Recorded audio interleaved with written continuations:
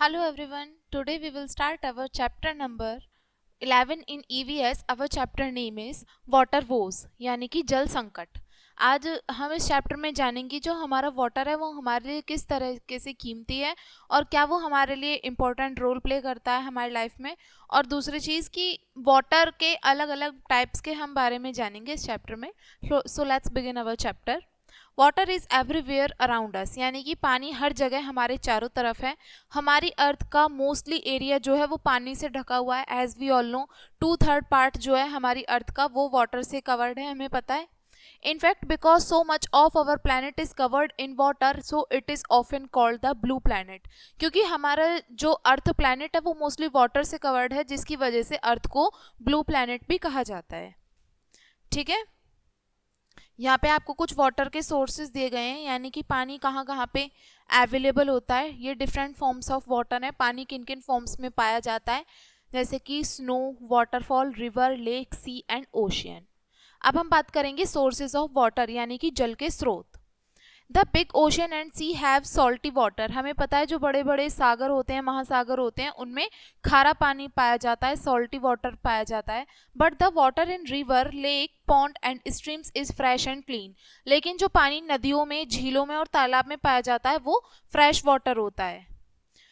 We need this fresh water for drinking, cooking and lots of other things. और इस ताज़े पानी की हमें ज़रूरत होती है. हम अपने डेली अपने जो एक्टिविटीज़ होती हैं उनमें इस्तेमाल करते हैं इस ताज़े पानी का, जैसे कि पीने में, खाना पकाने में और भी बहुत सारी चीज़ें करने में हमें फ्रेश वाटर की ज़रूरत होती है.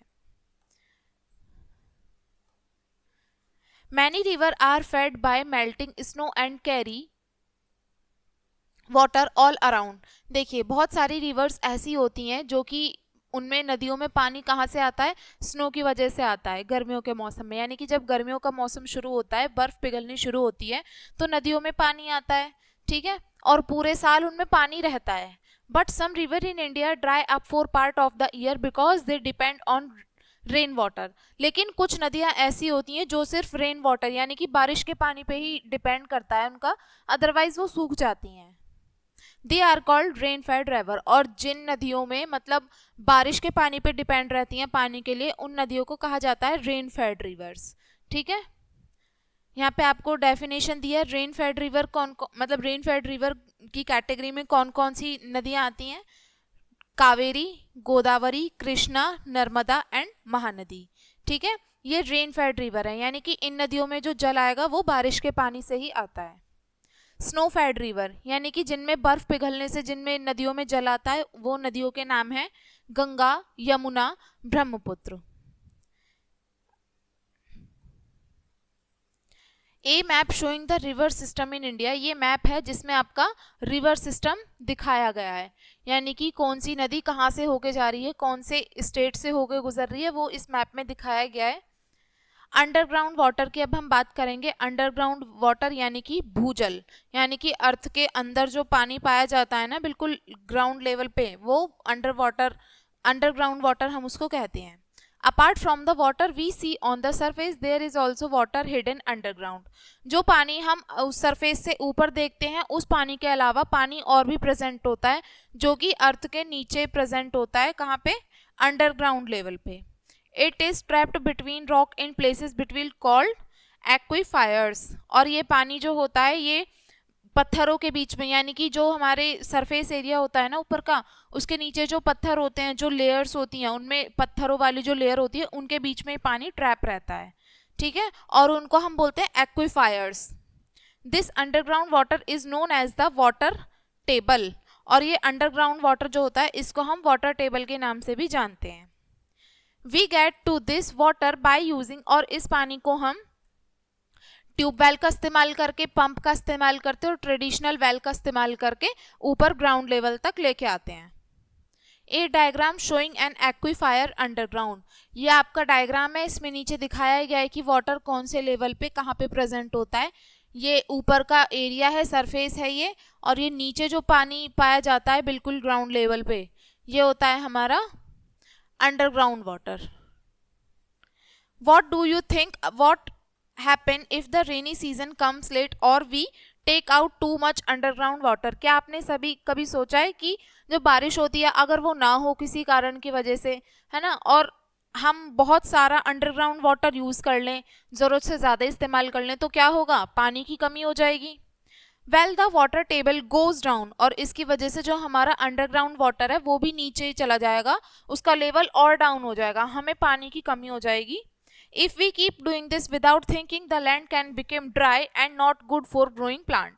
और इसकी वजह से अगर हम बिना सोचे समझे पानी का इसी तरीके से कंटिन्यूस यूज करते रहेंगे तो क्या होगा, एक टाइम ऐसा आएगा कि हमारी जो नीचे की अर्थ होगी ना वो बिल्कुल ड्राई हो जाएगी, सूख जाएगी, पानी नीचे बचेगा ही नहीं। और जो मतलब प्लांट्स के लिए ज़रूरी होता है ना, जो एटमॉस्फेयर चाहिए होता है, वो बिल्कुल ख़त्म हो जाएगा, प्लांट्स ग्रो नहीं करेंगे, क्रॉप्स भी ग्रो नहीं करेंगी आगे। तो इसलिए पानी हमें सोच समझ के इस्तेमाल करना चाहिए। यूजिंग सॉल्टी सी वाटर, यानी कि जो हमारा सी वाटर होता है वो खारा पानी होता है, उसका इस्तेमाल देखेंगे क्या बोला है इस पैराग्राफ में। Have you ever gotten a mouthful of sea water at the beach and made a face because it was so salty. क्या आप कभी बीच पे गए हो, बीच यानी कि समुद्र के किनारे पे, वहां पे जो पानी होता है वो बहुत खारा होता है, आपने कभी उसको पी के देखा है, और फिर उसके बाद में पीने के बाद में हमारा फेस अलग सा हो जाता है, हमारे एक्सप्रेशन चेंज हो जाते हैं। वो इसलिए हो जाते हैं क्योंकि वो पानी बहुत ही ज्यादा खारा होता है, हम उसको पी नहीं सकते, वो हमारी प्यास नहीं बुझा सकता। Like we learn earlier ocean and sea have salty water, जैसा कि हमने पहले सीखा था, ओशियन यानी कि सागरों और महासागरों में जो जल पाया जाता है वो खारा होता है। We can't use this water as it is, जिसकी वजह से हम इस जल का इस्तेमाल अपने डेली एक्टिविटीज में नहीं कर सकते। We have to take the salt out first, इसके लिए हमें ये जो खारा पानी होता है इसमें से नमक को पहले निकाल लेना होता है। This process is called desalination, और ये जो खारे पानी में से नमक निकालने की पूरी प्रोसेस होती है इसको हम बोलते हैं desalination. One of the best way to do this by letting the sun evaporate the water, और ऐसे मतलब पानी में से नमक निकालने की जो पूरी प्रोसेस होती है ना, इसका सबसे अच्छा नेचुरल तरीका है कि जो सन है ना, नेचुरल तरीके से ऐसे उससे इवापोरेट होके जो पानी होगा वो तो भाप बन जाएगा, और नीचे क्या बचेगा, उसमें खारे पानी में नमक ही बचेगा, तो वो नमक बचेगा और पानी होगा वो भाप बन के चला जाएगा और हमें नमक जो होगा वो मिल जाएगा। But the problem is that all the water go into the air and doesn't stay as liquid water। लेकिन प्रॉब्लम तो ये आई ना, हमें तो पानी चाहिए था, पानी तो इवापोरेट हो जाएगा, हमारे पास क्या बचेगा, प्रॉब्लम तो एज इट इज रही, नमक हमें मिल जाएगा लेकिन वाटर का क्या।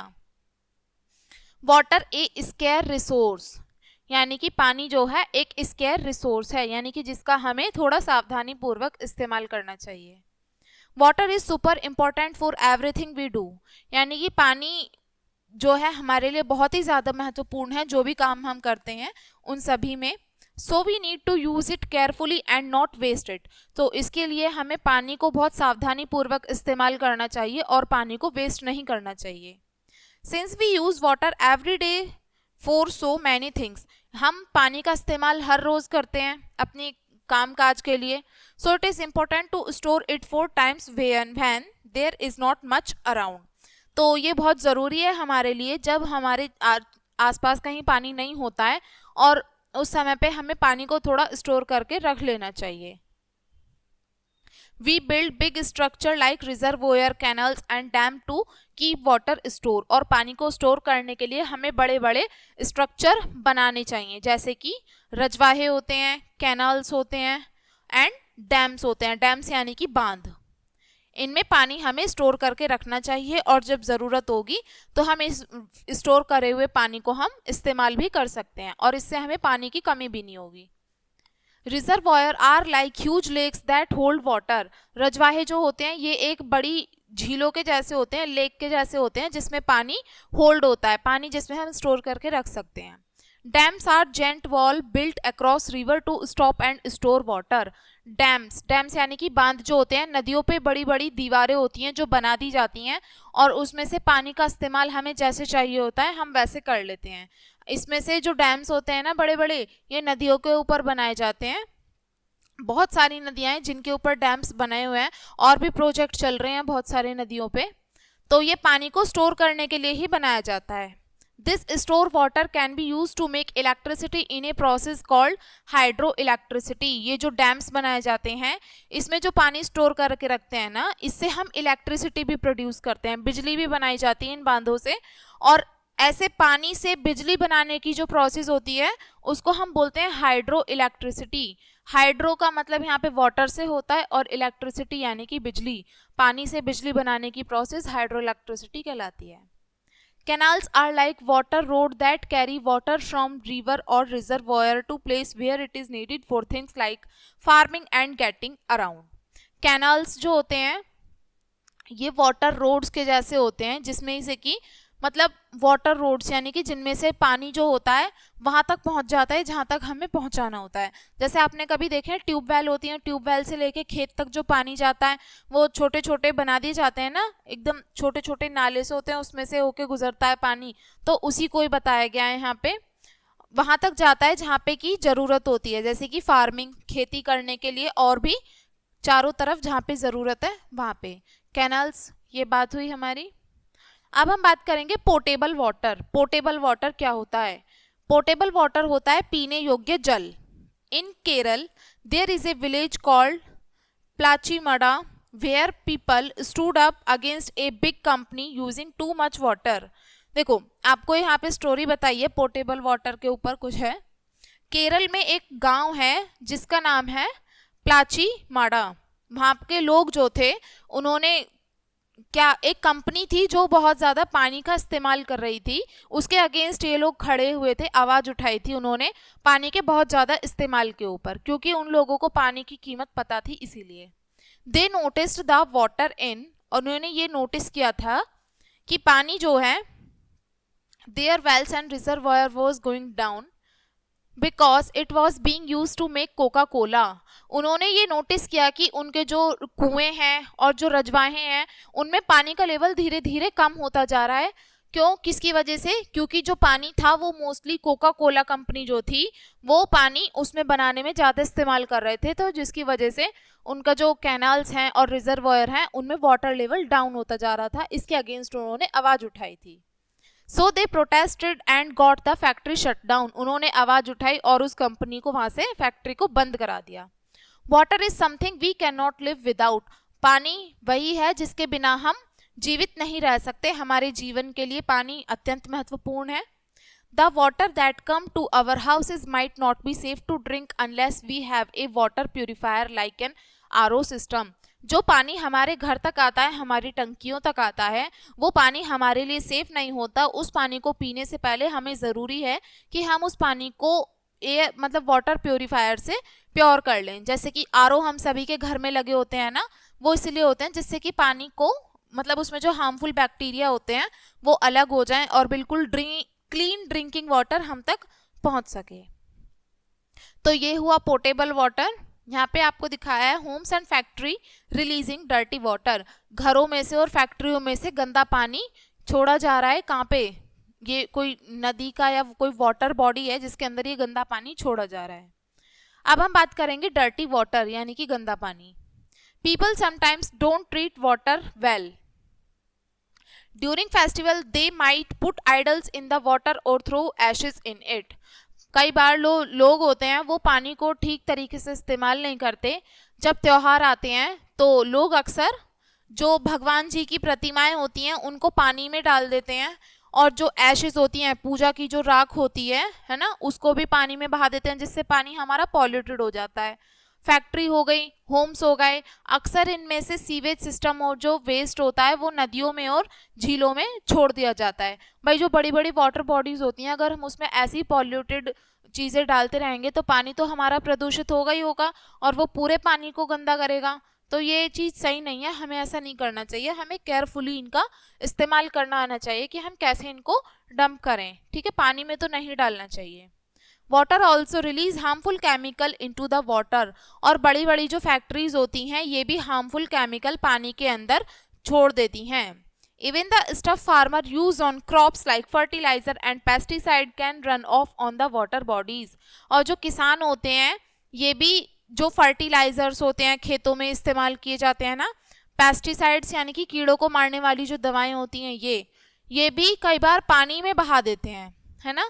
जो कहीं नदी होगी, कहीं नाले होंगे जहाँ पे पानी आया आता जाता होगा, वहाँ पे ऐसी जगहों पे ये लोग बहा देते हैं इन सब चीज़ों को, जिससे पानी पॉल्यूटेड होता है।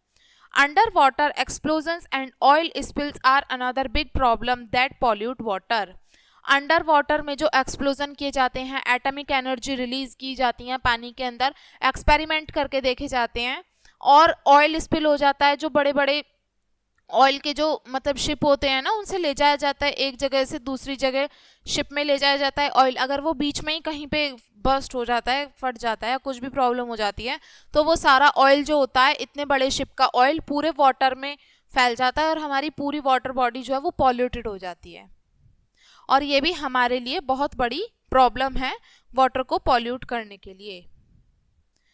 ना next we will talk about water borne diseases and treatment, यानी कि पानी से जन्म लेने वाली बीमारियां और उनके उपचार। Did you know that drinking dirty water can make you sick? क्या आप जानते हैं कि गंदा पानी पीने से हम बीमार हो सकते हैं? Diseases like diarrhoea, typhoid, cholera and dysentery come from drinking water that's not clean. देखो, बीमारियां फैलती हैं गंदा पानी पीने से, जैसे कि कॉलेरा हो गया, है ना, टाइफाइड, डायरिया और डायसेंट्री, ये सभी बीमारियां गंदा पानी पीने से फैलती हैं, और ये हमारे लिए जो पानी साफ नहीं होता। If you don't have a good water purifier you can make water safe by boiling it. अगर आपके पास में आपके घर पे वाटर प्यूरिफायर नहीं भी है, तो आप उस पानी को सेफ बना सकते हैं, पीने लायक बना सकते हैं उस पानी को उबाल कर, क्योंकि बॉइलिंग भी एक सेफ मेथड है वाटर को प्योरीफाई करने का। Adding chemicals like potassium permanganate or bleaching powder to water can also kill harmful germs. पानी के अंदर केमिकल ऐड करना, जैसे कि पोटेशियम परमैग्नेट और क्लोरीन, इससे पानी के अंदर जो भी जर्म्स होते हैं वो मर जाते हैं और पानी पीने लायक बन जाता है। अब है प्रिवेंशन ऑफ वाटर पॉल्यूशन, यानी कि जो जल प्रदूषण है उससे कैसे बचा जा सकता है। When water get polluted it can have dangerous stuff like mercury and lead.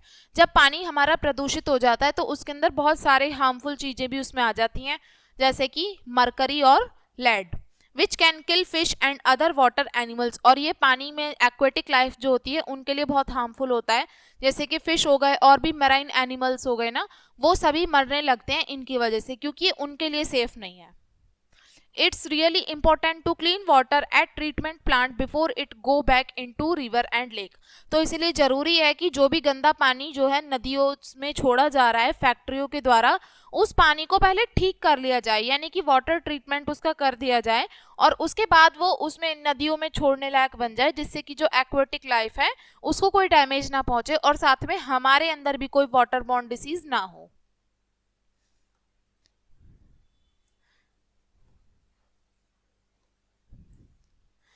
तो ये था बच्चों चैप्टर आपका।